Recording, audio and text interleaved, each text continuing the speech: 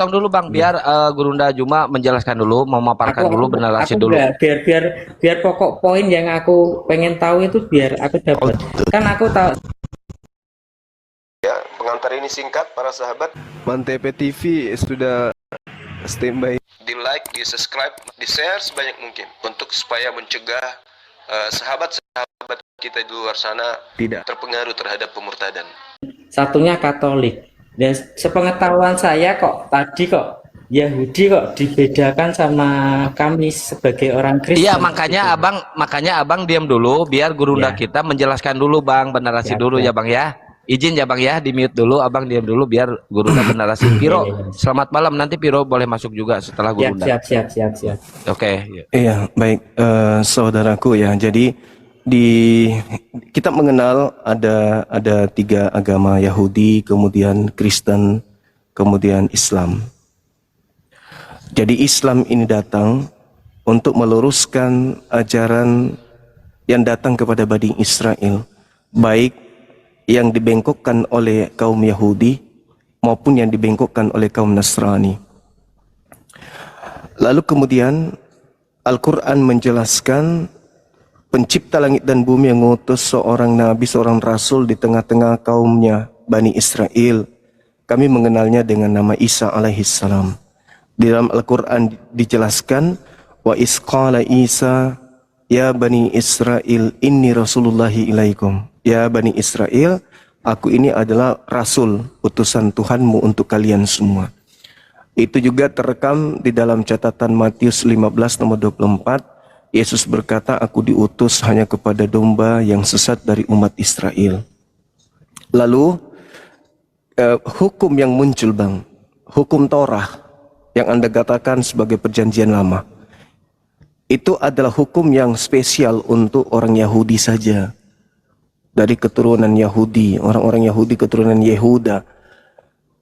Coba kita lihat di dalam Yeremia 31 nomor 31 dan juga 32-33. Di situ Tuhan mengatakan begini, aku akan mengadakan perjanjianku dengan Bani Israel dan Bani Yehuda, yaitu aku akan memasukkan hukum Taurat ke dalam setiap batin mereka, Bani Israel dan Bani Yehuda.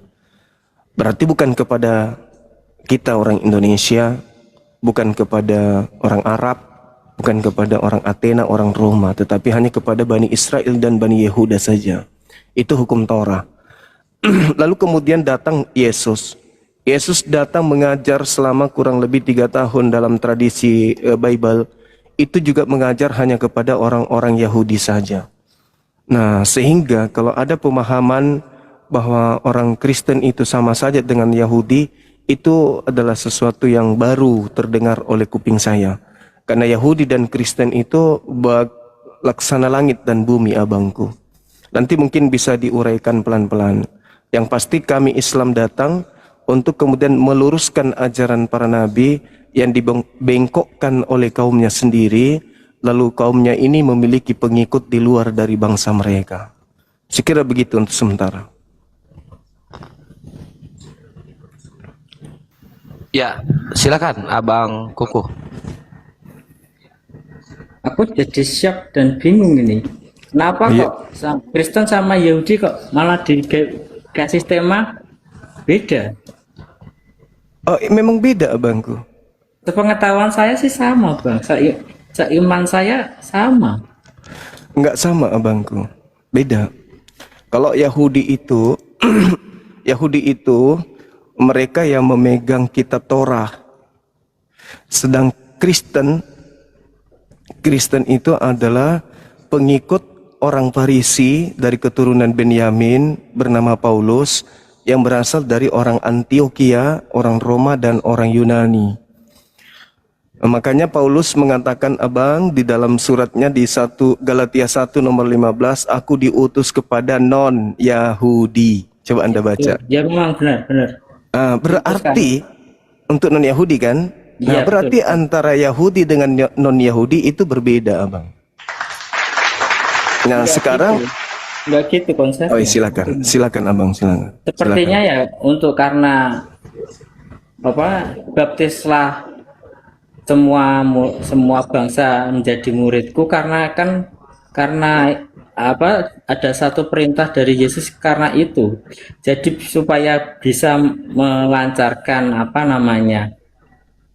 namanya suatu penginjilan ke seluruh dunia, makanya Paulus itu menggunakan atau merumuskan dengan bantuan Roh Kudus dengan cara-cara untuk mempermudah dan menerima Yesus itu adalah Tuhan gitu Bang.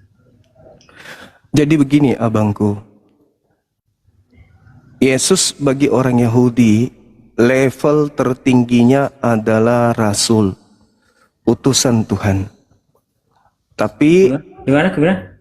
Yesus bagi Atau orang aku Yahudi, tak pakai handset dulu ya? Boleh? boleh. Izinkan pakai handset biar agak lebih nyaman. Silakan Bang.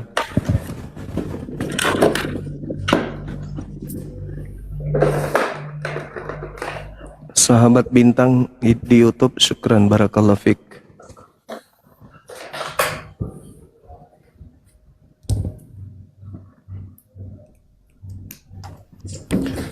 Ya, Piro nanti kalau mau masuk open cam ya, Piro ya.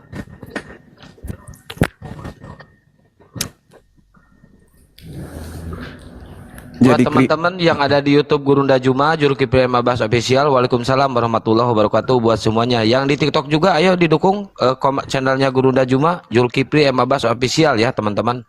Di like, comment, subscribe, dan di share ke teman-teman yang lain. Tapadal Gurunda.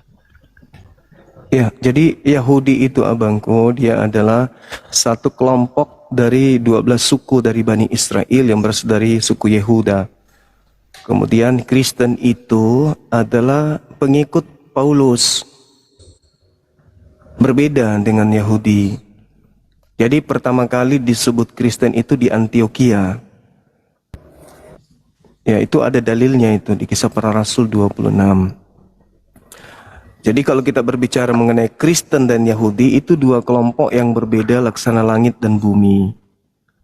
Seperti itu abang, sahabat bintang, syukran. Begitu. Jadi Yahudi itu adalah keturunan Yakub, sedangkan Kristen ini adalah di luar dari keturunan Yakub.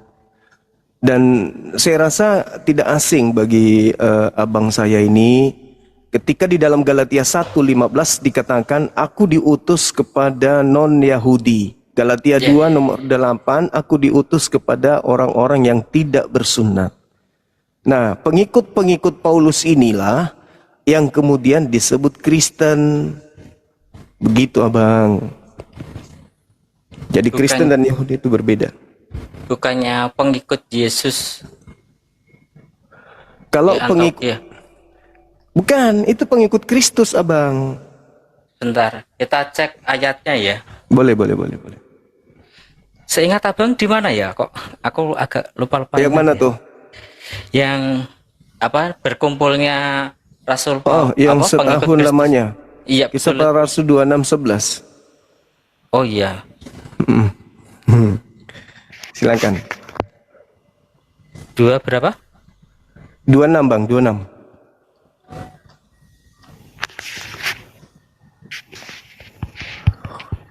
Sebelas 26. Oh 11 pasal 11:26. Iya.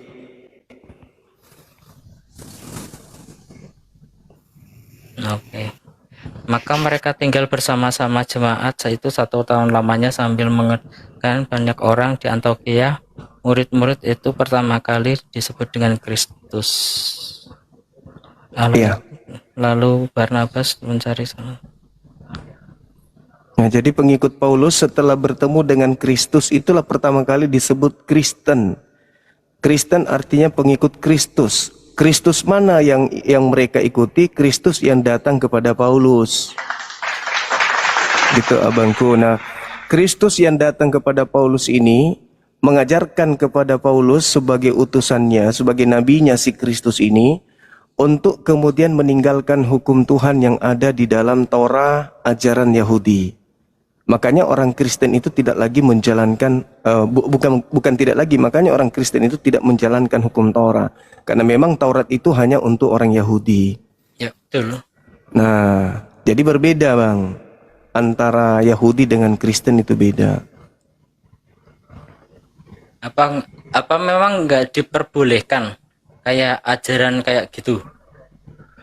Seperti seperti kan gini, suatu hukum di antara negara itu supaya suatu keselamatan itu tersebarkan, maka dia itu mentoleransi sebuah peraturan-peraturan gitu tuh, apa nggak boleh?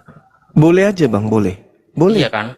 Ya, cuman masalahnya sekarang ini adalah ada yang menghapuskan semua hukum Tuhan, mengatasnamakan Kristus. Itu yang jadi masalah.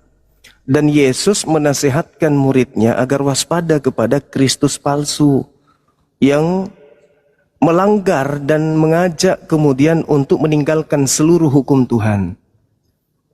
Nah sekarang begini, contoh aja Bang, contoh nih. Matius 5 nomor 19. Barang siapa yang menghilangkan hukum Taurat meskipun yang paling terkecil, lalu mengajarkan kepada orang lain untuk melakukan hal yang sama, yaitu meninggalkan hukum Taurat, meskipun yang paling terkecil, maka dia akan menempati tempat terendah atau terhina di dalam kerajaan langit. Pertanyaannya, apakah Paulus meniadakan hukum Taurat dan mengajarkan kepada pengikutnya untuk meniadakan hukum Taurat? Itu pertanyaan saya, Bang.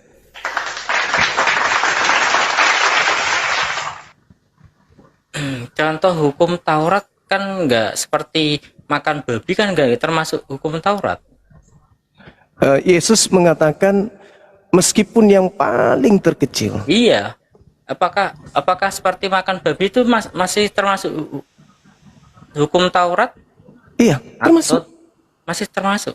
Termasuk abangku. Bisa sajikan datanya? Silakan, Imamat 11 nomor 7, jangan kamu makan babi karena itu haram bagimu. Oh iya, ingat aku. Juga sunat juga. Iya, Imamat itu Taurat atau bukan, Abang? Imamat Taurat yang perjanjian.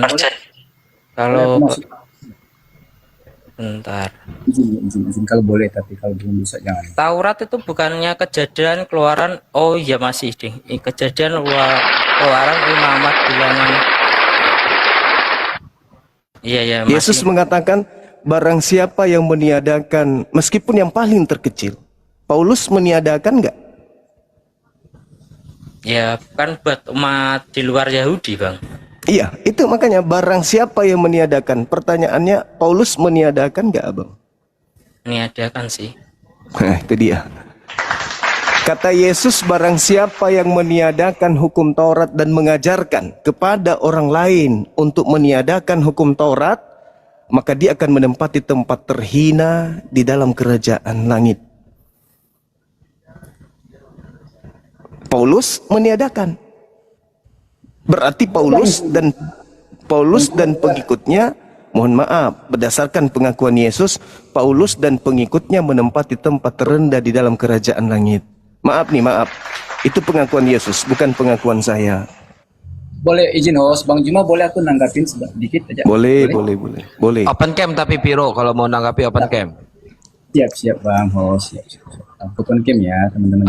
Bang Kuku jangan kemana-mana, nanti gantian Bang Kuku sama Bang Piro ya, berdua ya. Ya siap. Gantian Bang itu ya. Cuma mau nanggapi sebentar aja kok, Noise tapi Piro noise, di sana noise Piro. Noise ya, bentar aku cari tempat yang aman lah. Bentar. Masih noise ya, iya memang pinggir jalan sih teman-teman. Bentar. Nah, kalau ini udah bisa enggak teman-teman? Udah bisa sob. Oke. Thank you ya, makasih ya Bang Hos ya. Jangan keluar dari tema ya. Dilanjut ya. Aku lanjutin aja yang tadi, yang pembahasan tadi Bang Zuma sama teman aku. Iya, langsung. Ya, aku tertarik tadi dengan pendapat Bang Zuma tadi, ya kan, bicara tentang Yahudi itu berbeda dengan Kristen. Hukum Taurat itu diberikan kepada Yahudi. Yang aku bingung begini, kenapa hukum Taurat itu kok dikait-kaitkan dengan Kristen? Ya kan? Kristen itu kan pengikut Kristus kan? Benar dong kata Bang Zuma tadi. Kalau kami tidak terikat lagi dengan hukum Taurat, berarti benar dengan hukum Taurat itu kan hanya milik orang Yahudi. Iya. Benar kan? Berarti nggak masalah dong hal ini. Coba gimana Bang? Bang. Iya. Berarti kalau hukum yang ada di Kristen ini berarti kan tidak ada hubungannya dengan Yahudi kan Bang ya? Betul. Dalam perjanjian baru nggak ada. Iya. Lalu kenapa Paulus kemudian mengkait-kaitkan ajarannya dengan Taurat?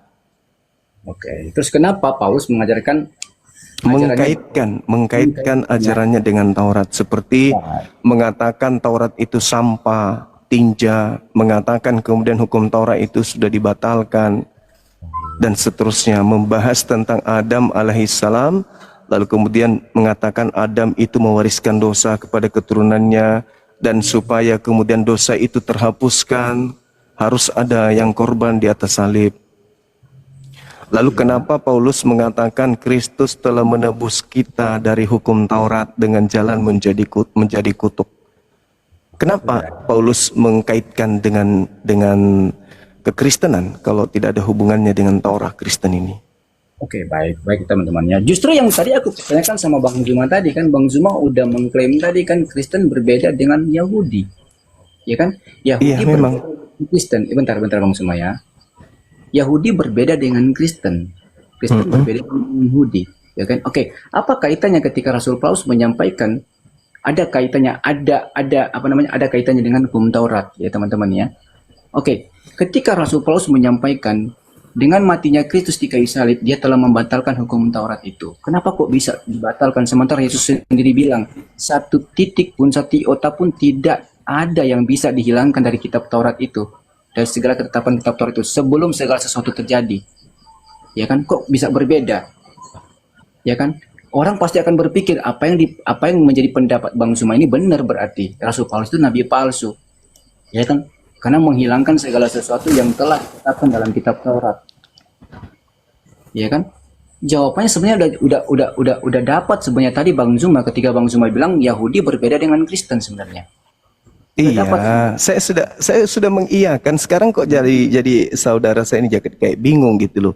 Bukan bingung. Kalau beda antara Yahudi dan Kristen itu sudah pasti, dan Anda harus mengakui itu kan. Nah, sekarang permasalahannya dalam keadaan berbeda ini, kenapa hukum Taurat yang dijadikan sebagai tameng untuk mendirikan sebuah sekte bernama Kristen ini, Abang?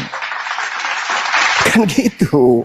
Kenapa ajaran agama orang dijadikan sebagai alat untuk membentuk sekte baru? Gitu. Teman-teman Aku boleh bertanya sama Mas Rivo? Mas Rivo. Nah kan beda kan? Izin dulu, Fokus ke Bang Zuma aja, Bang Kuku fokus ke Gurunda aja, fokus ke Bang Zuma. Enggak, aku mau menegaskan. Emang Kristen sama Yahudi itu enggak sama. Emang berbeda, Bang? Enggak satu pokok, beda cabang. Yahudi itu ajaran dari keturunan Ishak, sedangkan Kristen itu ajaran dari Roma, Vatikan, Yunani. Beda. Ya. Definisinya berbeda. Kristen sama Yahudi definisinya berbeda. Emang berbeda. Ya. Emang berbeda kok. Enggak, bukan satu pokok, beda cabang gitu. Beda pokok. Beda, Bang. Beda pokok antara Yahudi dengan Kristen. Kalau Yahudi itu Yesus, kalau Kristen itu Paulus. Itu batangnya berbeda, Bang. Tapi orang kan iya, bentar, Bang. Sebentar.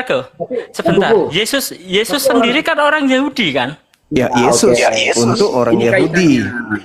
Ya, ini Yesus untuk orang Yahudi, Paulus untuk non-Yahudi. Kan tadi kita sudah bahas itu. Enggak, ini kaitannya. Ini kaitannya dari pertanyaan Bang Zuma. Apa kaitannya Paulus itu bawa-bawa ke Taurat? Ini kaitannya. Aku mau jawab sebenarnya. Berkaitan dengan Yesus, kan begitu. Yesus Kristen itu pengikut Kristus kan?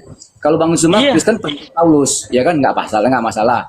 Bagi Bang Zuma Kristen itu pengikut Paulus. Iya, itu kalau fakta. Kristen itu pengikut Kristus, bukan pengikut Paulus, ya. Mungkin kalau pengikut Paulus mungkin bukan Kristen namanya. Salah, saudara. Saya gini. Kenapa saya mengatakan bahwa Kristen itu pengikut Paulus? Kenapa? Karena Kristen artinya pengikut Kristus, bukan pengikut Yesus. Kristen itu pengikut Kristus, ya. Sedangkan yang datang kepada Paulus itu adalah Kristus, Yesus, yang Betul bukan ya. manusia. Iya, Kristus Yesus. Tunggu dulu, sabar dulu abangku, sabar. Yang datang kepada Paulus itu adalah Kristus Yesus, yang bukan manusia. Yang datang kepada murid-murid Yesus itu adalah Yesus Kristus yang manusia. Yang bukan manusia dan Yesus Kristus yang manusia adalah dua oknum yang berbeda tetapi nama sama. Catat dulu itu harus dicatat itu. Harus benang merah ini kita tegakkan. Jadi kita nggak mengada-ngada. Saya ulang lagi. Yesus Kristus yang mengajar kepada orang Yahudi itu adalah manusia, anak Maria, anak tirinya Yusuf.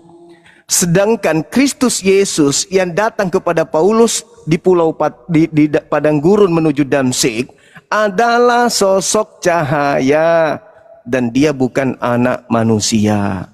Nama sama tapi oknum berbeda. Nah, ini kalau saudara Viro sudah paham kita lanjut. Tapi kalau belum paham saya ulang lagi nanti. Silakan.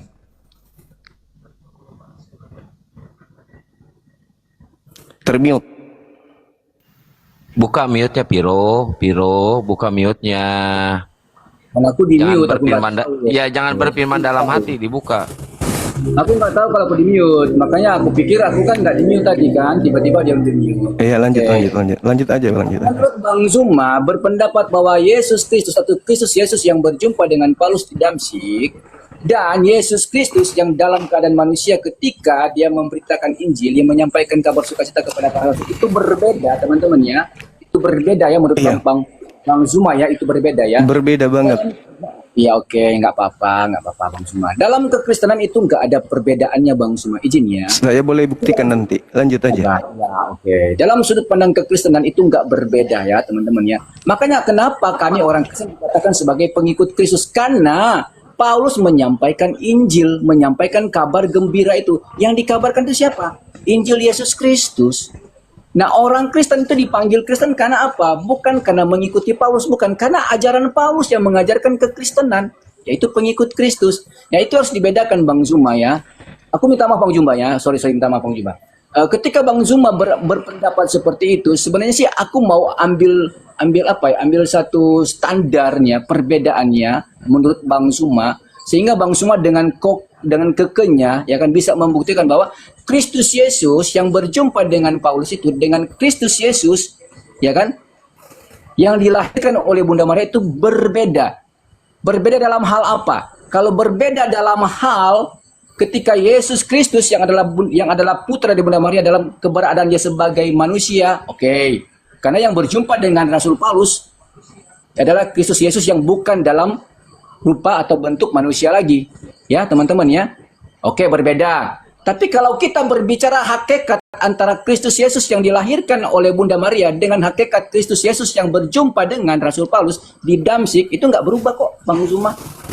Iya, Gitu ya. itu karena Anda menggabungkan dua Ingin Kristus. Tahu, ya mungkin aku ingin tahu Bang Zuma itu Ya, bisa berpendapat bahwa itu beda kok, Viro. Oke, monggo silakan Bang Zuma. oke, baik. Jadi Kristen ini kelompok yang datang belakangan. Ketika kemudian Yesus mengajarkan Injil Kerajaan Allah, dia tidak mengajarkan buku Roma, Galatia, Filipi, Efesus. Itu harus dipercayai dulu oleh orang Kristen.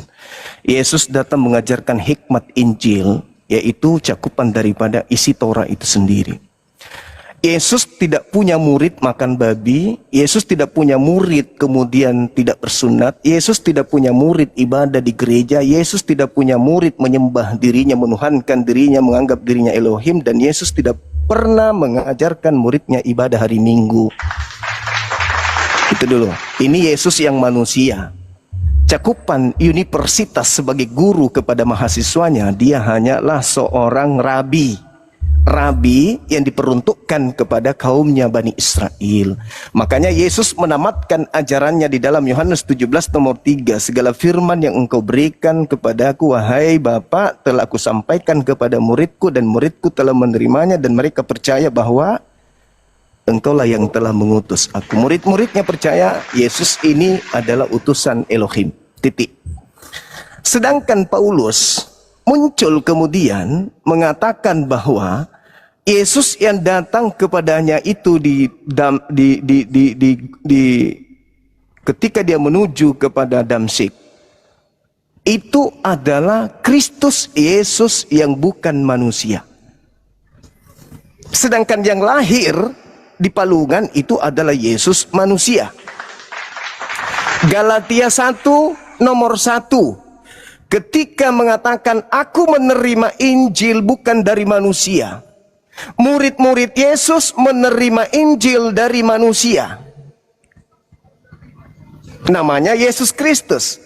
Paulus menerima Injil bukan dari manusia, namanya juga Yesus Kristus. Pertanyaan saudara kepada saya, bagaimana bisa Anda membuktikan dua pribadi yang berbeda? Satu manusia, satu bukan manusia. Itu jawabannya. Lalu kemudian yang perlu saudara pahami adalah, adakah Yesus mengingatkan murid-muridnya di luar Paulus, karena Paulus ini muncul belakangan ngaku-ngaku, adakah Yesus mengatakan kepada muridnya orang-orang Yahudi agar waspada kepada Kristus palsu? Kalau ada Kristus palsu, bisa jadi yang datang kepada Paulus. Pertanyaan saya kepada Viro, ada tidak nasihat Yesus kepada muridnya agar waspada kepada Kristus palsu, Mesias palsu yang datang dan menyesatkan banyak orang? Ada enggak? Ada. Nah, oke, silakan lanjut. Terima kasih. Oke. Makasih ya Bang Juma ya. Sama-sama Bang. Oke, kayaknya alasan Bang Juma ini, Bang Juma nggak tahu sebenarnya berarti kan. Memang benar teman-teman ya. Ketika Yesus yang dikatakan ketika mengutus rasul-rasulnya, itu adalah Yesus yang telah dilahirkan oleh Bunda Maria dalam bentuk manusia, dalam kodrat sebagai manusia, teman-teman. Itu nggak salah, benar kok teman-teman. Tapi ketika Bang Zuma kasih alasan sama Viro sama kita bahwa itu berbeda dengan Yesus yang bertemu dengan Rasul Paulus ketika Rasul Paulus tidak berjalan ke Damsyik, itu benar nggak salah. Karena apa Bang? Karena memang benar kok yang bertemu dengan Paulus di Damsyik itu bukan dalam kapasitas dia sebagai kodratnya manusia. Ya Kata kan? siapa? Bentar Bang, sabar dulu Bang, sabar. Ya enggak, sekalian Anda jelaskan kata siapa? Sabar dulu. Karena apa Bang? Karena jelas sekali dong dalam kisah para rasul itu dikatakan bahwa ketika Paulus berjumpa dengan Yesus dalam bentuk cahaya, emang benar nggak salah itu dalam bentuk cahaya. Dia mengatakan bukan manusia. Soalnya begini Bang Zuma. Sorry dong, maaf dong Bang Zuma. Fokusnya di situ, saudaraku. Fokusnya di situ, jangan kemana-mana. Paulus mengatakan Galatia 1, nomor 11, 12. Dia menerima pemberitaan 13 kitabnya itu bukan dari manusia. Ya, Sejak kapan Yesus itu bukan manusia? Coba. Kasih data di mana Yesus bukan manusia, Bang. Oke. Di mana anak Maria pernah berubah menjadi bukan manusia? Oke. Gini Bang Zuma, jangan dipotong dulu Bang Zuma, karena yang memang ketemu dengan Paulus itu, bukan kodratnya manusia lagi, memang bukan. Karena dia udah mengalami yang namanya kematian. Berarti bukan anak Maria ya? Astagfirullah. Dia itu kan berjumpa dengan Paulus itu karena kodratnya manusia itu kan udah mati, udah naik ke surga, udah bangkit naik ke surga kan. Yang bangkit bukan manusia. Sabar dulu dong. Ini kita lagi Anda harus mengakui bahwa yang datang kepada Paulus bukan manusia kan? Sabar dulu. Iya, memang bukan kodrat manusia. Berarti bukan anak Maria kan? Sabar dulu Bang Zuma. Enggak, saya cuma bertanya simpel aja, Bang. Berarti bukan anak Maria. Baik, aku jawab ya. Aku jawab teman-teman. Berarti yang datang bukan anak Maria. Dalam kodratnya dia sebagai manusia, dia anak Bunda Maria. Lah, di mana Paulus mengatakan kalau yang datang kepadanya adalah manusia? Izin Bang ya. Dalam kodratnya Yesus sebagai manusia, dia anak manusia. Tapi yang datang kepada Paulus bukan manusia. Ya, tapi Tapi satu-satu dong Bang, biar Iya. selesaikan dulu aku ngomong dong. Bukan. Anda harus bernarasi berdasarkan dalil. Paulus mengatakan yang datang kepadanya bukan anak manusia. Kenapa Anda mengatakan kodratnya? Kan jelas sekali kisah para rasul mencatat bahwa ketika Rasul Paulus berjumpa dengan Yesus dalam bentuk cahaya, bukan dalam bentuk kodrat manusia. Berarti bukan anak Maria kan? Ya memang bukan anak Maria karena bukan anak manusia. Alhamdulillahi Rabbil Alamin. Ya sudah, berarti itu adalah dua Yesus yang berbeda. Yesus yang manusia, saudaraku, Yesus yang manusia sudah menamatkan ajarannya kepada murid-muridnya Yahudi. Bang Zuma, izin Bang Zuma ya. Yohanes 1, makanya begini Zuma. Di dalam kekristenan, Yesus itu memiliki dinatur. Ya itu ajaran Paulus kan? Dengar dulu dong. Enggak. Ada enggak Yesus mengajarkan dirinya dua natur? Jangan dipotong dulu. Kok ini Saudara- Injil Yohanes kok ajaran? Kok ini Injil Yohanes kok ajaran Paulus? Gimana sih? Aku baca kok lari ke Paulus. Enggak. Ini ajaran Kristen itu dua natur. Di mana saudara? Di mana Yesus mengajarkan dirinya dua natur? Sabar dulu dong Bang Zuma ya. Sabar dulu. Oke. Aku bahas Yohanes, kamu nuntut itu Paulus. Gimana ceritanya? Yohanes itu ajaran Kristen, ku bilang. Sabar dulu. Ya makanya. Tadi kan Bang Zuma aku kasih Yohanes 1 ayat 1, itu kan Bang Zuma bilang itu ajaran Paulus. Apa hubungannya Yohanes dengan Paulus? Kalau ajaran Paulus itu Filipi 2 nomor 6, nomor 7, nomor 6, nomor 7, nomor 2, 6, 7, 8. Iya, Dewa Bang Zuma turun bawa ke bumi. Iya, Bang Zuma bawa Galatia kan. Viro bawa kan Yohanes. Paulusnya mengatakan, Bang, yang datang kepadanya bukan manusia. Iya, tapi yang Viro bawa kan Yohanes 1 ayat 1 untuk membuktikan siapa Yesus tadi kan. Paulusnya yang mengatakan dia bukan manusia.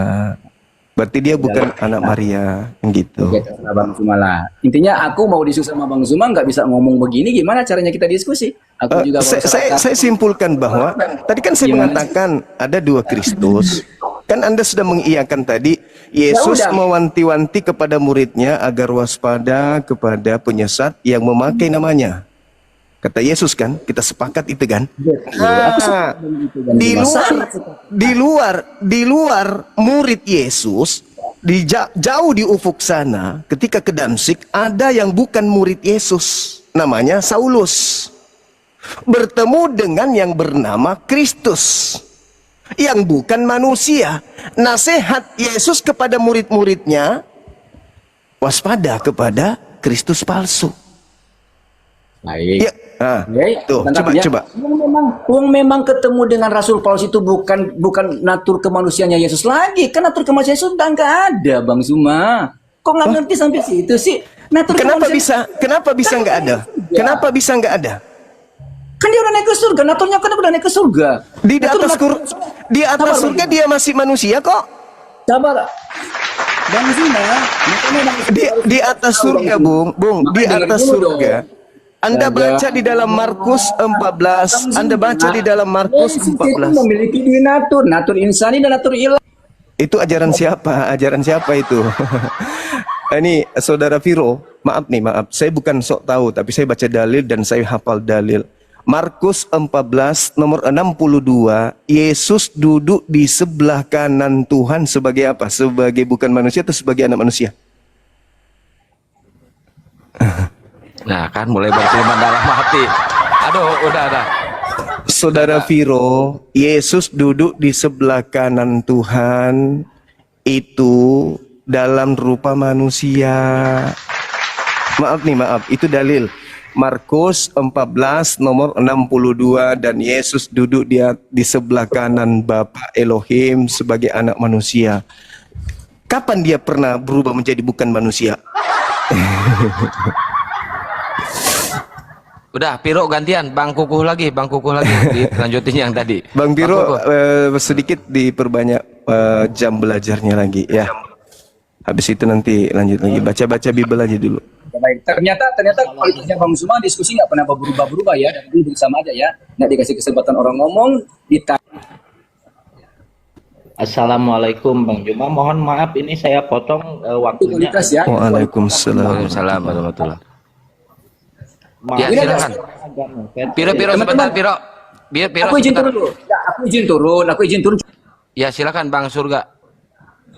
Saya mau menyampaikan saja kepada Bang Juma, tolong doakan saya di sini di Cianjur, Bang Juma. Karena di sini tuh misionaris tuh udah semakin banyak saja, Bang Juma. Mereka tuh sekarang tuh bukan lagi bahasa Indonesia tapi memakai bahasa daerah, dan sebutan Yesus itu menggunakan bahasa Gusti, Bang Juma. Nah itu sekarang semakin banyak misionaris Kristen. Ya, Tolong siap. doakan saja untuk menghalau para misionaris di sini, Bang Juma. Ya, Mohon dukungan. siap, Bang. Iya, Terima kasih. gaungkan aja terus api apologet Islam Indonesia. Ajak seluruh umat Islam dimanapun berada untuk nyimak dialog-dialog lintas agama. Insya Allah mereka akan terhindar dari gerakan kristenisasi. Kalaupun ada yang datang menawarkan untuk menyembah kepada Kristus yang datang kepada Paulus, minimal mereka sudah bisa memberikan data bahwa menurut Bible yang datang kepada Paulus itu ternyata bukan manusia, sedangkan Maria melahirkan manusia. Berarti yang datang kepada Paulus ini bukan anak Maria. Sedangkan Yesus anak Maria meminta muridnya agar waspada kepada Kristus palsu yang memakai namanya. Matius 24 nomor 4 nomor 5, waspadalah agar kalian jangan disesatkan sebab akan datang banyak penyesat memakai namaku. Berarti penyesatnya datang memakai nama Yesus, maksudnya ngaku-ngaku Yesus, akulah Yesus, kan gitu maksudnya. Nah yang datang kepada Paulus di luar murid ngaku Yesus ketika ke Damsyik. Begitu abang. Jadi ajak aja umat Islam dimanapun berada. Ada YouTube Zulkifli M. Abbas Official, itu rekaman-rekaman debat itu tidak terhapus tapi tersave di sana, tersimpan di sana, bisa dibuka. Gitu. Baik. Begitu saudaraku. Ya, Lanjut. gitu ya, Bang Surga ya. Silakan Bang Kuku. Silakan dilanjut Bang Kuku. Aku syok ini. Tadi kok kenapa orang Kristen tadi kok bilangnya Yahudi sama Kristen berbeda? Syok bener. Aku mau tanya yang di bawah atau bertanya pada orang banyak ini yang Kristen di sini. Apakah Kristen sama Yahudi memang benar-benar beda?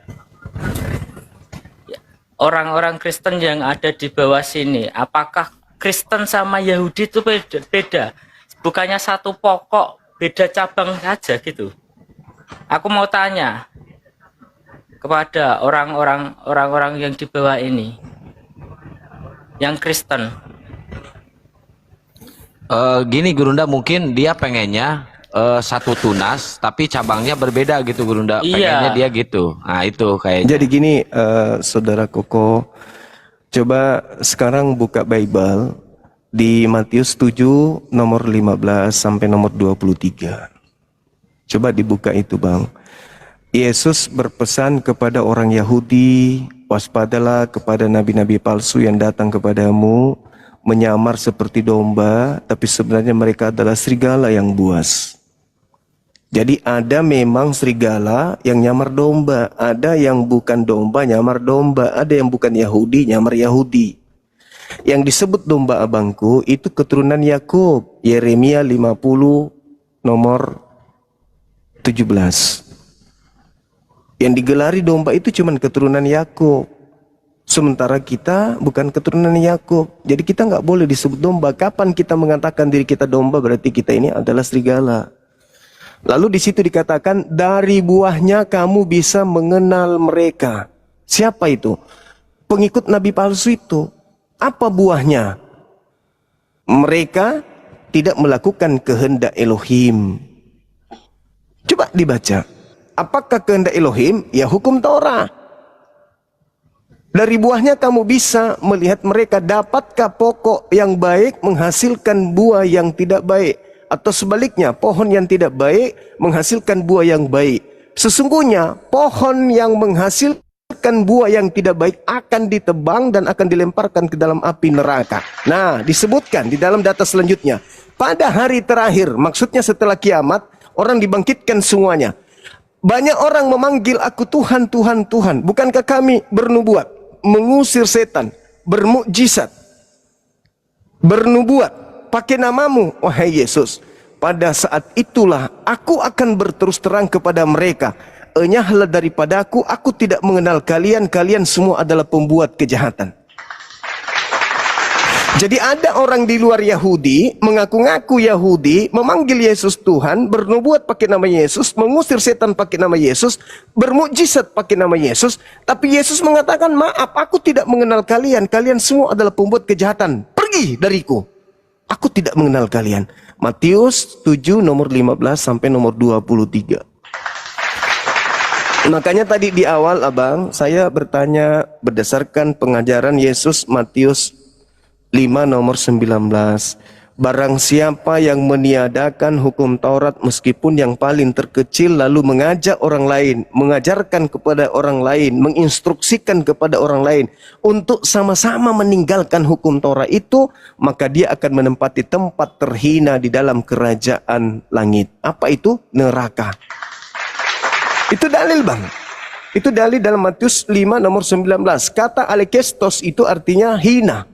Orang yang mengajarkan meninggalkan hukum Taurat meskipun yang paling kecil, lalu mengajar kepada orang lain untuk meninggalkan hal tersebut, maka dia akan menempati tempat terhina. Tempat terhina itu neraka. Jadi Paulus apakah menghilangkan hukum Taurat? Menghilangkan.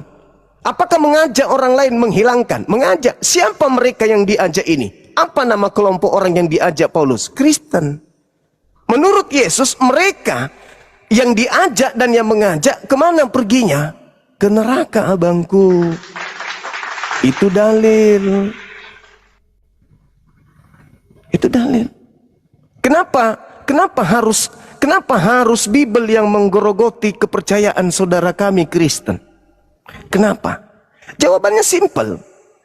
Karena penulis Bible tidak pernah menyadari kalau kelak kitabnya akan dijadikan sebagai kitab suci orang-orang di luar daripada Yahudi. Karena penulis Bible itu hanya bernarasi berdasarkan atas penyelidikan. Kesaksian-kesaksian apa yang didengarkan, apa yang diceritakan tentang peristiwa-peristiwa yang terjadi pada masa itu yang dicatat. Kebetulan saja catatan-catatan mereka, karangan mereka itu lolos pada saat konsili, lolos pada saat pengkanonan. Yang lain yang tidak sesuai dengan imannya orang Roma Yunani tidak diloloskan, seperti Injil Thomas, Injil Barnabas, Injil Maria. Semua itu tidak di Injil Filipus, semua itu tidak diloloskan karena tidak berkesesuaian dengan kepercayaan orang Roma Yunani. 4 kitab ini berkesesuaian, tetapi uraian yang ada di dalamnya tidak bisa mereka dikte, tetap aja menyerang dirinya sendiri. Nah, kami sebagai Muslim berpendapat, inilah mungkin yang dikatakan oleh Al-Quran, wa makaru wa makarallah wallahu khairul makirin.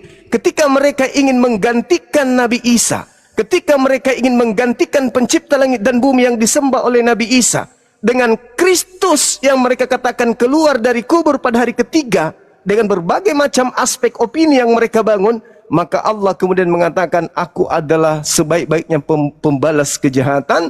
Maka diuraikanlah isi Bible itu sendiri sebagai musuh dari iman saudara Kristen itu sendiri. Contoh, saudara kokoh abangku ini, begitu lugunya, begitu pasrahnya, tidak mengerti tentang apapun terkait dengan yang kita bahas. Rupa-rupanya bukan Al-Quran yang bernarasi untuk menentang, tetapi Bible sendiri yang menguraikan bahwa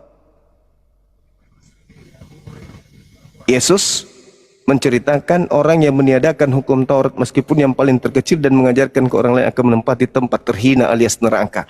Elakistos dalam bahasa Yunani. Nah sekarang, apakah Anda mengikuti Paulus untuk meniadakan hukum Torah? Ya dan yes. Berarti Anda kemana menurut Yesus? Na'udzubillah thumma na'udzubillah. Ini kalau ngomongin Paulus sih, aku pernah diberi pencerahan sama pendeta saya.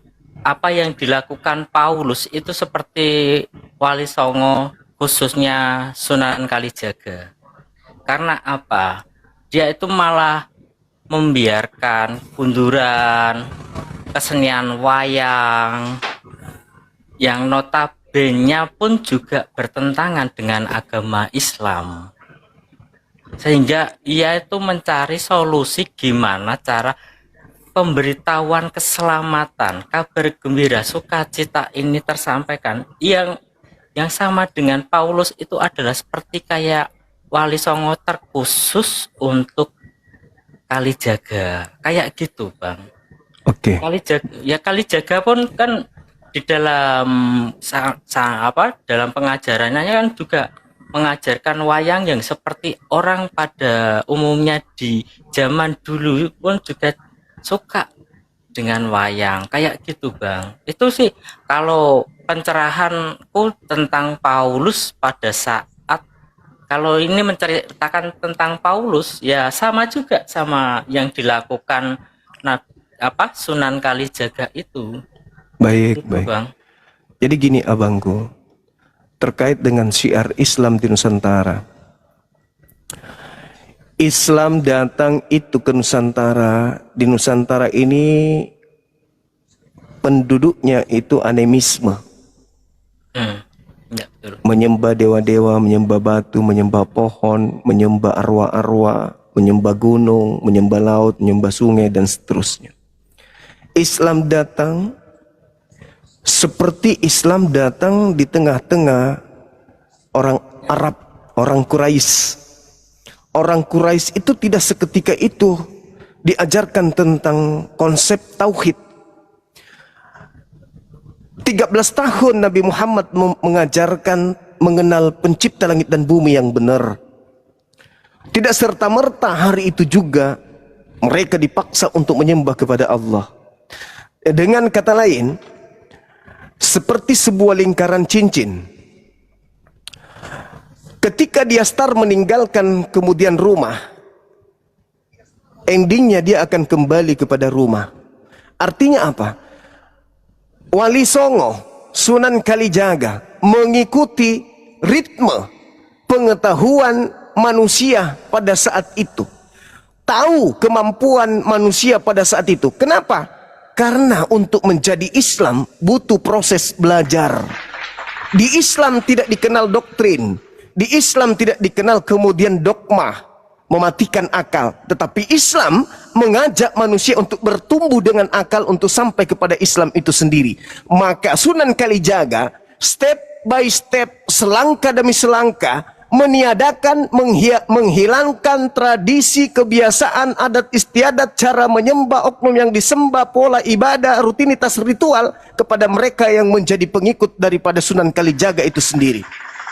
Berbeda dengan Paulus. Paulus tidak mengajarkan Roma Yunani untuk menjadi seorang Yudaism. Tidak mengajak Roma Yunani untuk kemudian kembali kepada pokok pengajaran utama Yesus.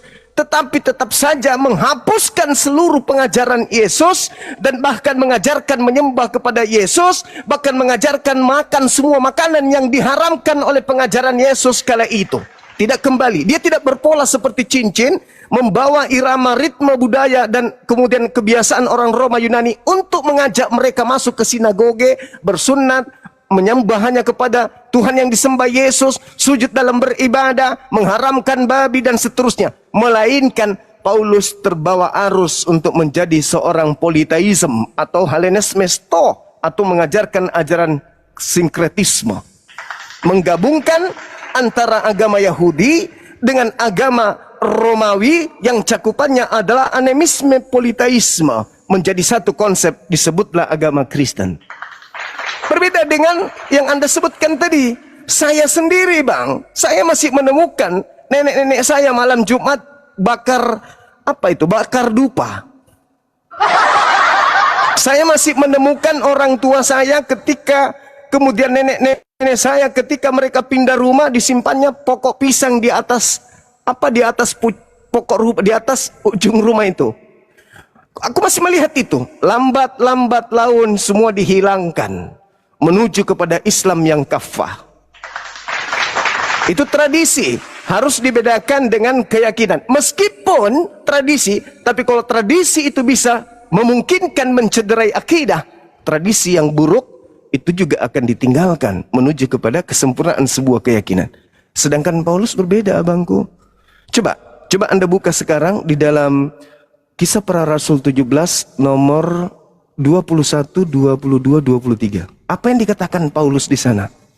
Aku melihat kalian menyembah kepada dewa dengan sungguh-sungguh. Dan aku melihat ada satu kuil yang bertuliskan Agnostos Theos, dewa yang tidak dikenal. Apa yang kalian sembah yang kalian tidak kenal itu, itulah yang aku ajarkan sekarang. Nah, berarti Paulus mengajarkan Sebentar, koreksi. Ya. Kisah Rasul berapa tadi? 17 nomor 17. Iya, 17 21 22 23, Bang. Siap. Artinya, orang-orang Roma tidak diajar menjadi Yahudi, tapi orang-orang Roma, orang-orang Athena diajarkan menjadi pengikut nenek moyang mereka dengan menggantikan sebutan dewa mereka yang tadinya Horus, yang tadinya Zeus, yang tadinya Atis, merubah menjadi Kristus Yesus. Inilah yang tradisi yang saudara-saudara saya anut sampai hari ini. Maaf. Bentar. Iya, silakan. Kok ada tertulis kayak gini ya? Ini tulisannya asli atau enggak ini kalau kayak gini? Ya, saya juga nggak tahu abangku itu dari Ada lembaga. orang-orang Athena dan orang asing yang telah di situ mempunyai waktu untuk sesuatu yang mengatakan atau mendengar segala yang baik. Paulus berdiri di atas Argarus dan berkata, "Hai orang-orang Athena, aku lihat bahwa di dalam kamu sangat beribadah kepada dewa-dewa. Sebab ketika aku berjalan di kotamu, aku melihat barang-barang pujian. Aku menyembah kepada Allah yang tidak kau kenal. Apa kamu menyembah tanpa mengenal? Apa yang kamu sembah tanpa mengenal, itulah yang kau berikan kepada kamu. Itulah yang kuperkenalkan." Ini bener Bible asli enggak ini? Aku juga nggak tahu abangku. Aku nggak pernah baca sih. Itulah faktanya. Artinya orang Yahudi orang Roma, orang Athena bikin agama baru nggak? Tidak. Mereka membuat sembahan baru nggak? Apakah mereka orang-orang Athena meninggalkan sembahan mereka menuju sembahan baru? Enggak. Mereka tetap aja menyembah kepada dewa yang mereka tidak kenal, yang mereka sembah selama ini sebelum Paulus datang. Dan ketika Paulus datang, itu juga yang Paulus ajarkan, yang Paulus perkenalkan, tetapi dalam nama berbeda, yaitu Kristus Yesus. Makanya Yesus mengatakan kepada orang Yahudi, "Waspadalah kepada penyesat yang datang kepadamu memakai namaku dan berkata, Akulah Mesias." Berarti penyesatnya ini memakai nama Yesus. Mereka akan menyesatkan banyak orang. Sekarang pertanyaannya, banyak orang yang memakai nama Yesus ke seluruh dunia itu mana? Islam, Kristen, Hindu, Buddha, atau siapa? Orang Yahudi enggak? Yang pasti enggak lah. Nah, sekarang endingnya di mana abangku? Coba Anda buka di Kisah Para Rasul 21 nomor 15 sampai nomor 26. Paulus bertaubat dari mengajarkan ajaran Kristen. Maaf nih, Kisah Rasul Para Rasul 21 nomor 15 sampai nomor 26. Paulus bertaubat dari mengajarkan ajaran Kristen. Pertemuan Paulus dengan Yakobus di Yerusalem. Ya, silakan Anda baca pelan-pelan, kami juga akan menyimak. Silakan. Sesudah beberapa hari lamanya tinggallah di Kaisarea. Berkemaslah kami lalu berangkatlah ke Yerusalem. Bersama-sama dengan kami turut juga beberapa murid dari Kaisarea. Mereka membawa kami ke rumah seorang yang bernama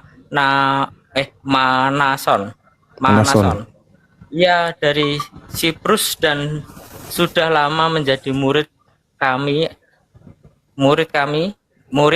Kami akan menumpang di rumahnya. Ketika kami tiba di Yerusalem, semua saudara menyambut kami dengan suka hati. Pada keesokan harinya, pergilah Paulus bersama-sama dengan kami mengunjungi Yakobus. Semua penatua setelah hadir di situ. Paulus penatua telah hadir di situ. Paulus memberi salam kepada mereka, lalu menceritakan dengan terperinci apa yang dilakukan Allah di antara bangsa-bangsa lain oleh pelayanannya. Mereka 20 mendengar itu mereka memuliakan Allah. Lalu mereka berkata kepada Paulus, "Saudara-saudara, lihatlah beribu-ribu orang Yahudi telah menjadi percaya dan mereka semua rajin memelihara hukum Taurat. Tetapi Tetapi mereka mendengar tentang engkau, bahwa engkau mengajar semua orang Yahudi yang tinggal di antara bangsa-bangsa lain untuk melepaskan hukum Musa, sebab engkau mengatakan supaya mereka jangan menyunatkan anak-anaknya dan jangan hidup menurut adat istiadat kita." Ayat 22, "Jadi bagaimana sekarang? Tentu mereka akan mendengar bahwa engkau telah datang kemari." Ayat 23, "Sebab itulah lakukan apa yang kami katakan ini, di antara kami ada 4 orang yang bernazar." Ayat 24, "Bawalah mereka bersama-sama dengan engkau, lakukanlah pentahiran dirimu bersama-sama dengan mereka, dan tanggungkanlah biaya mereka, sehingga mereka dapat mencukur rambutnya. Maka semua orang akan tahu bahwa segala kabar yang mereka dengar Tidak benar. tentang engkau engkau sama sekali tidak benar, melainkan bahwa engkau tetap memelihara hukum Taurat. Tetapi mengenai bangsa-bangsa lain yang telah menjadi percaya, sudah kami tuliskan keputusan-keputusan kami, yaitu mereka harus menjauhkan diri dari makanan yang dipersembahkan kepada berhala, berhala, dari darah, dari daging binatang yang mati dicekik, dan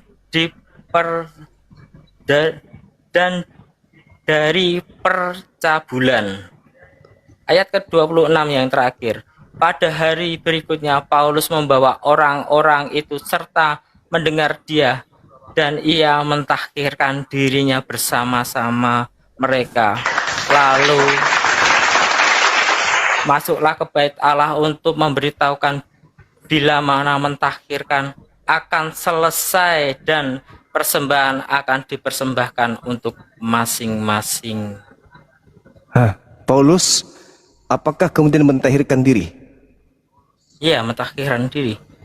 Artinya membersihkan diri dari ajaran mengajarkan untuk tidak bersunat dan makan makanan yang diharamkan. Kembali ke Yerusalem, Paulus bertaubat dari ajaran yang diajarkan kepada non-Israel. Berarti kalau kita melihat, boleh nggak dikatakan bahwa Paulus ini ngeprank orang-orang Roma, orang-orang Yunani, orang-orang Israel yang tinggal di bangsa asing? Faktanya kita sudah mendengarkan begitu Paulus ketemu Yakobus, kemudian dia ditanya oleh penatua, "Apa yang harus kami katakan?" Sedangkan mereka mendengarkan kamu itu sudah melakukan hal-hal ini. Segeralah kamu bernasar, mentahirkan diri bersama dengan 4 orang, agar supaya orang-orang di sini tidak menghukummu. Ikut gak Paulus? Ikut. Mempersembahkan gak persembahan? Mempersembahkan. Berarti Paulus masih mempersembahkan persembahan setelah penyaliban. Masih. Loh, katanya Pauluslah persembahan terakhir untuk segala dosa-dosa. Kenapa Paulus ikut mempersembahkan persembahan yang diajarkan Nabi Musa? Ada apa dengan dirimu, wahai saudaraku Paulus? Ayat yang ke-26, "Pada hari berikutnya Paulus membawa orang-orang itu serta dengan dia dan mentahirkan dirinya bersama-sama mereka, lalu masuk ke bait Allah untuk memberitahukan bila mana pentahiran akan selesai dan persembahan akan dipersembahkan untuk mereka masing-masing." Subhanallah, Paulus bertaubat, Bang. Paulus bertobat dari mengajarkan, menghalalkan segala makanan. Galatia 5 nomor 2, "Bila barang siapa yang menyunatkan dirinya, nonotnya, maka Yesus Kristus tidak berguna baginya." Lah, Itu diajarkan di luar Yerusalem. Tapi kenapa ketika dia masuk ke Yerusalem justru dia bertaubat? Sementara dia sendiri bersunat. Orang lain disuruh jangan bersunat. Berarti Paulus sama Sunan Kalijaga beda. Ya, beda bang, beda. Beda. Sunan Kalijaga mengajar pribumi untuk menuju kepada Islam. Orang Sunan Kalijaga datang membawa Islam, mengajak kemudian orang-orang pribumi bertamasya pelan-pelan menuju Islam. Kalau Paulus keluar Yahudi, mengajak orang Yahudi pelan-pelan menyembah terhadap sembahan mereka yang dulu mereka sembah tidak mereka kenal dalam nama Kristus Yesus. Tidak mengajak orang non-Yahudi menyembah kepada Elohim, tapi mengajak non-Yahudi menyembah kepada Kristus yang datang kepadanya berupa cahaya yang bukan manusia itu. Makanya abangku Yesus mengatakan, pada hari terakhir nanti banyak orang memanggil aku Tuhan, bernubuat, mengusir setan, bermukjizat. Apa kata Yesus? Aku tidak mengenal kalian. Jadi yang dipakai oleh pastor dan pendeta ngobati orang dalam nama Yesus itu siapa? Sekarang gini, saya seorang pendeta, saya mengobati orang dan sembuh pakai nama Yesus. Sembuh orang itu. Berarti ada Yesus datang membantu saya ketika saya mengobati orang tersebut. Tetapi ketika saya bertemu Yesus pada hari terakhir, Yesus mengatakan, maaf, aku tidak mengenal engkau Bang Suma. Lah, Yesus siapa yang datang kepada saya membantu saya berarti waktu itu? Nah, Yesus mengatakan, waspadalah agar kalian jangan disesatkan, sebab akan datang banyak penyesat memakai namaku. Berarti saya mengusir setan memakai nama Yesus doang. Tetapi bukan Yesus yang datang. Matius 24 nomor 4 nomor 5 sampai nomor 30. Itu akurat itu. Makanya di dalam Al-Quran kami di surah Al-Baqarah ayat 170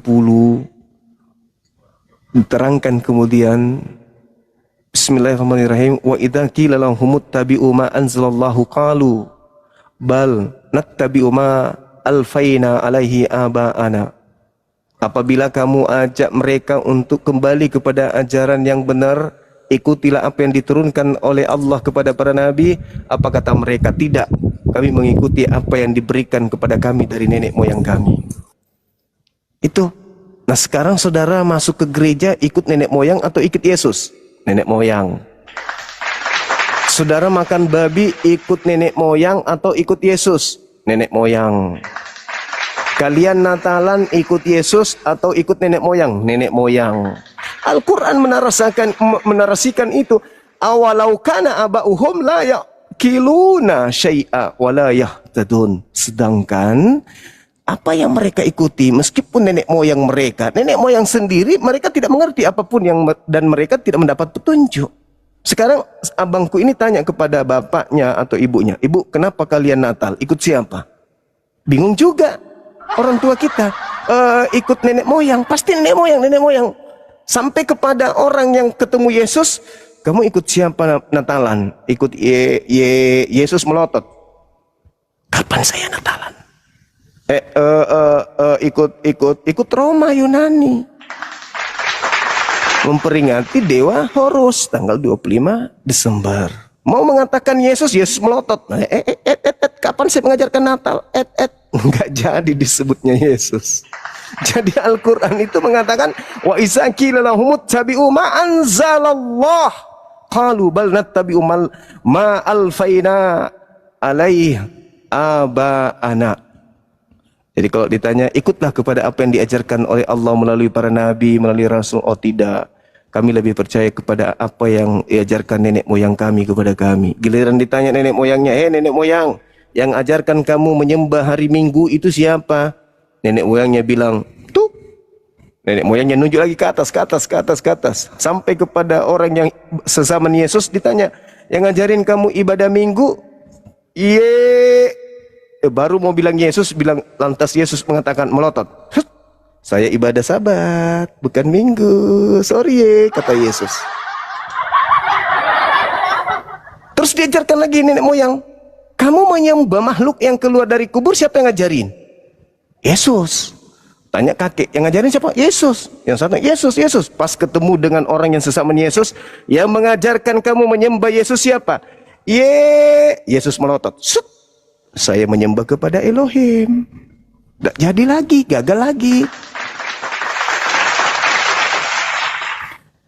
"Yang ngajarkan kamu ke gereja, tempat berkumpulnya orang yang tidak bersunat, makan babi, siapa yang ngajarin?" "Yesus." Generasi berikutnya ditanya, Yesus. Ketemu lagi orang yang sesama dengan Yesus. "Siapa yang mengajarkan kamu ke gereja dan berkumpul dengan orang pemakan babi dan tidak bersunat?" Begitu Yesus dengar, "Awas, saya jemaatku bersunat semua loh. Jemaatku tidak ada yang makan babi loh." Gagal lagi. "Kalau kami umat Islam, siapa yang ngajarin ente sholat Jumat?" "Nabi Muhammad." "Siapa yang ngajarin kalian menyembah Allah?" "Nabi Muhammad." "Siapa yang mengajarkan kalian Tuhan itu tidak serupa dengan makhluk?" "Nabi Muhammad." "Siapa yang mengajarkan Tuhan itu tidak beranak, tidak diperanakkan?" "Nabi Muhammad." "Siapa yang mengajarkan tidak ada makhluk atau apapun yang setara dengan Tuhan itu?" "Nabi Muhammad." "Siapa yang mengajarkan Tuhan itu maha menghidupkan dan mematikan?" "Nabi Muhammad." Ketemu. "Siapa yang mengajarkan kalian?" "Nabi Muhammad." Apa kata Nabi Muhammad? Sahih, afdal, tayyib, benar. Kalau Yesus mengatakan, "Saya tidak pernah mengenal kalian. Kalian semua adalah pembuat kejahatan. Enyahlah daripadaku." Matius 7, nomor 15 sampai nomor 23. Pada hari terakhir nanti, banyak orang memanggil aku Tuhan, bernubuat, mengusir setan, bermujizat. Pada saat itulah aku, Yesus, akan berterus terang kepada mereka, "Enyahlah daripadaku. Aku tidak mengenal kalian. Kalian semua adalah pembuat kejahatan." Na'udzubillah tsumma na'udzubillah. Ini sudah jelas, bukan di Quran tapi di Bible. Tapi kalau saudara belum juga merasa ini teguran, ini adalah berkah, ini adalah rahmat, kenapa bisa bertemu dengan kita apologet Islam ini, dan Anda menganggap itu ini ngaco ini Bang Suma, berarti benar-benar Anda sudah disesatkan begitu jauh, saudara. Boleh malam ini Anda jengkel, boleh saudaraku saat ini kesal terhadap Bang Suma, marah. Tapi habis ini tolong direnungkan. Ingat, hidup kita itu sementara. Kita salah menapaki kehidupan kita di bumi ini. Tak ada pilihan ketika kita sudah di alam kubur. Mumpung masih ada kesempatan untuk memilih, memilah, belajar, meneliti, menelaah, mentadaburi, mentafsirkan kemudian apa yang tertuang di dalam kitab suci kita masing-masing, gunakan kesempatan itu. Kaidah dalam agama kami, abangku, Allah mengatakan fa'alhamaha fujuraha wa taqwaha. Manusia itu memiliki dua keadaan, bisa menjadi jahat, bisa menjadi takut kepada Tuhannya. Dan Tuhan mengatakan dalam Al-Quran, separuh dari manusia itu pantas untuk diselamatkan karena mereka menggunakan akal, dan sebagian pantas menjadi sesat karena mereka tidak beriman, tidak menggunakan akal. Kalau agama sebelum Islam itu benar adanya, Islam tidak perlu datang. Untuk apa Islam itu datang kalau sudah ada jalan yang benar dan tidak terkontaminasi dengan ajaran-ajaran paganisme?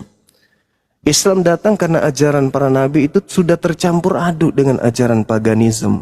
Maka Islam datang dengan kemurniannya, la ilaha illallah, Yesus Rasulullah. Yohanes 17 nomor 3, hidup kekal itu adalah mereka mengenal Engkau satu-satunya Tuhan, kata Yesus, dan mengenal aku sebagai utusan Tuhan. Saya kira begitu, saudaraku Kuku Setio Adi. Tidak Ada mesti pertanyaan. boleh abang, boleh. silakan. Pertanyaan Silakan. yang satu ini aja, aku pengen penegasan kata Allah dipakai sebagai nama Tuhan orang Islam. Itu sejak kapan dan ada di mana dokumen itu tersimpan? Baik.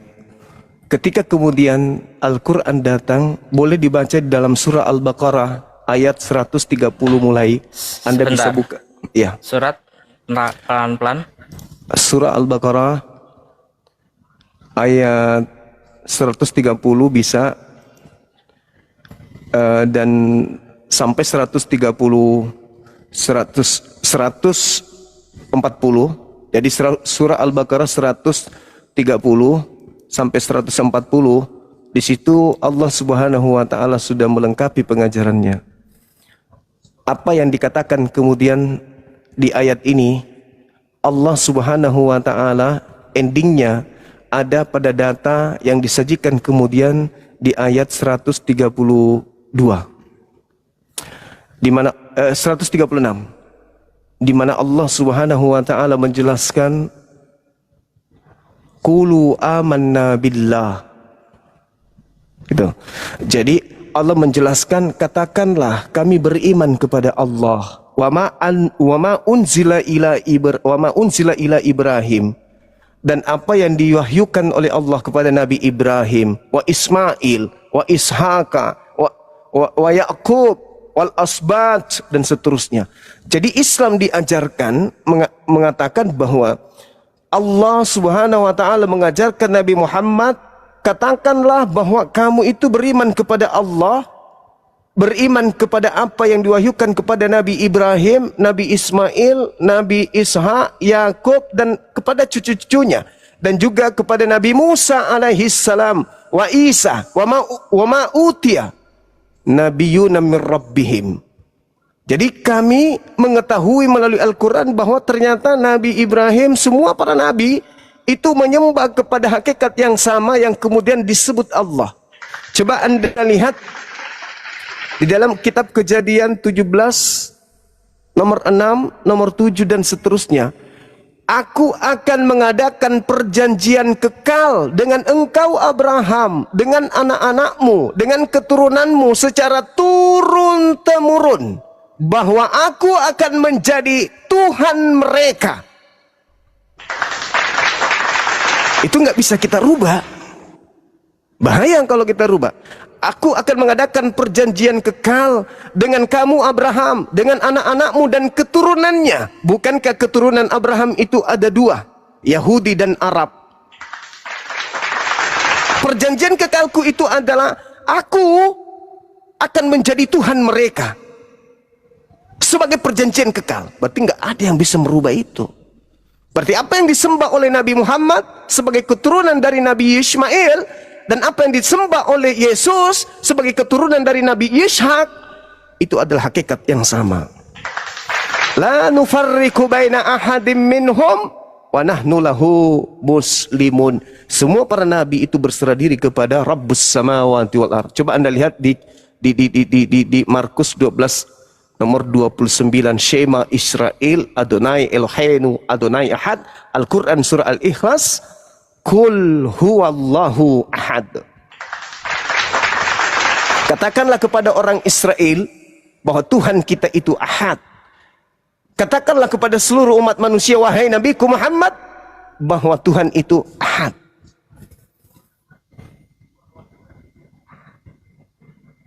Coba, makanya di Islam itu Bang, kami memuliakan Yesus.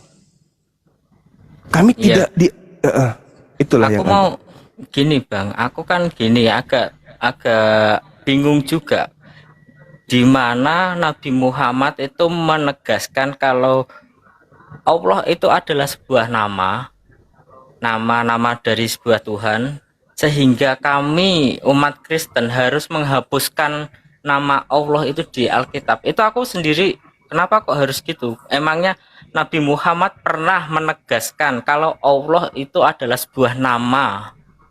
Bismillah. Al-Quran surah Al-Fatihah ayat pertama. Bismillah, dengan menyebut nama Allah. Ar-Rahman, Ar-Rahim, yang maha pengasih lagi maha penyayang. Itu abangku. Makanya di setiap kami sholat itu Bismillahirrahmanirrahim. Alhamdulillahi Rabbil Alamin. Ar-Rahmanir-Rahim. Maliki Yaumiddin. Dengan menyebut nama Allah yang maha pengasih lagi maha penyayang. Segala puji bagi Allah, Tuhan semesta alam, yang maha pemurah lagi maha penyayang, dan seterusnya. Itu kaidah. Maka kami memperkenalkan kepada seluruh manusia, pencipta langit dan bumi itu disebut Allah. Nabi Musa, Al-Quran surah Taha ayat 14, Innani anallah la ilaha illa ana. Aku ini adalah Allah, wahai Musa, tidak ada Tuhan selain aku. Nah, kenapa kemudian pencipta langit dan bumi yang datang kepada Nabi Muhammad tidak memperkenalkan lagi dirinya sama seperti ketika dia memperkenalkan dirinya kepada Bani Israel? Al-Quran surah Al-Ma'idah, Inni ma'akum. Allah pencipta langit dan bumi memilih Bani Israel, bersama dengan Bani Israel, intim dengan Bani Israel, sohib dengan Bani Israel. Di dalam Amsal 3, 11, 12, dengarkanlah didikan Tuhan, sebab Tuhan mendidik hambanya sama seperti seorang ayah mendidik anaknya. Makanya orang Yahudi memanggil Tuhannya dengan sebutan Abi, Afi, Aba, Bapak. Tetapi ini celaka. Kenapa Islam tidak lagi memanggil pencipta langit dan bumi dengan sebutan seperti orang Yahudi menyebut Tuhan dengan sebutan Bapa? Kenapa umat Islam tidak lagi? Karena ketika Tuhan memperkenalkan dirinya sebagai pengayom, pelindung, seibarat ayah kepada anak-anaknya, ada orang yang memanfaatkan kemudian keadaan itu dengan mengatakan kami ini adalah anak Tuhan, sehingga kami tidak perlu lagi menyembah Tuhan, karena kami bukan lagi hamba, kami ini adalah anak, kami adalah pewaris surga. Maka Allah tidak menginginkan lagi ada hambanya yang durhaka menganggap dirinya sebagai anaknya, sehingga dia tidak merasa sebagai hamba dan mengatakan dirinya tidak berhak, tidak berkewajiban lagi untuk menghambakan diri, tidak berkewajiban lagi untuk menyembah kepada Tuhan, karena Tuhan itu adalah Bapa dan dia adalah anaknya. Dia bukan lagi hamba Tuhan, tapi dia adalah anak Tuhan, sebab dia adalah pewaris Tuhan, sehingga perintah-perintah Tuhan tidak lagi dilakukan. Ini yang terjadi. Galatia 2, bukan lagi hamba tetapi anak. Nah, Al-Quran datang, sesungguhnya Allah menciptakan wa ma khalaqtul jinna wal insa illa liya'budu. Aku tidak menciptakan manusia selain untuk beribadah, menyembah kepadaku. Nah, kalau manusia sudah menganggap dirinya bukan hamba Tuhan, bagaimana mau menyembah? Kalau manusia sudah menganggap dirinya sebagai anak Tuhan, sombong dia. Aku bukan hamba dong, nggak seperti kalian Islam, kalian hamba Tuhan. Kami ini bukan hamba Tuhan, kami ini anak Tuhan, makanya kami nggak perlu lagi menyembah. Galatia 5 nomor 1, Kristus telah memerdekakan kita dari kuk penghambaan. Wow. Kristen bukan lagi hamba Tuhan, tetapi anak Tuhan. Sebagai anak Tuhan mereka merasa pewaris, sehingga mereka sombong, merasa tidak perlu lagi beribadah, menyembah kepada Tuhan dengan cara-cara yang sudah diajarkan oleh para nabi.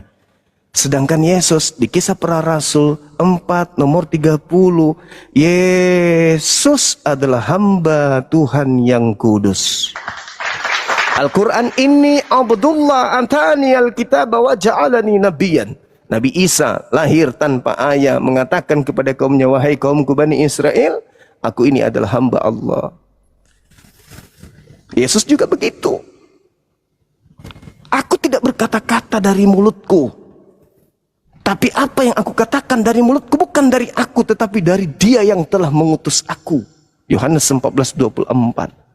Yohanes 12 nomor 49. Aku tidak berkata-kata dari diriku sendiri. Apa yang aku katakan adalah apa yang diperintahkan untuk aku katakan dan aku sampaikan. Dan firman Tuhan itu yang datang kepadaku itu adalah kekal. Yohanes 5 nomor 30. Aku tidak dapat berbuat apa-apa dari diriku sendiri. Berarti ya dia adalah seorang hamba. Yohanes 3 nomor 34. Yohanes 4 nomor 34. Makananku adalah melakukan apa yang diperintahkan oleh Tuhanku untuk aku lakukan. Hamba. Yohanes 14 nomor 30. Yohanes 14 nomor 31. Nomor 30. Dunia harus tahu. Dunia nih, berarti orang Indonesia juga harus tahu bahwa aku senantiasa melakukan segala apa yang diperintahkan oleh Tuhan kepadaku. Hamba Tuhan. Sedangkan Kristen, aku bukan lagi hamba, tetapi adalah anak Tuhan. Makanya sombong, merasa dirinya udah dijamin surga, bla bla bla bla dan seterusnya. Padahal Allah menganggap Bani Israel ini ma'akum. Aku bersama dengan kalian wahai Bani Israel. Bani Israel lupa daratan. Bani Israel besar kepala. Bani Israel congkak, sombong, tegar tengkuk. Ulangan 34. Baca dari satu perikop itu jelas sekali. Sedangkan aku masih bersama dengan kalian, kata Musa. Engkau sudah memperlihatkan pembangkanganmu, ketegaran tengkukmu kepada Elohim. Apalagi nanti setelah aku mati. Makanya di dalam Matius 23 nomor 1 sampai nomor 39, Yesus mengutuk Bani Israel. Celakalah engkau wahai ahli Taurat, celakalah engkau wahai orang Farisi, celakalah engkau wahai ular-ular, celakalah engkau wahai keturunan ular beludak. Yesus mengutuk Bani Israel. Nah, itu dia. Jadi saudaraku, Allah Subhanahu wa ta'ala itu artinya maha suci dan maha tinggi. Yesaya 5 nomor 16. Elohim ternyata maha suci, maha tinggi.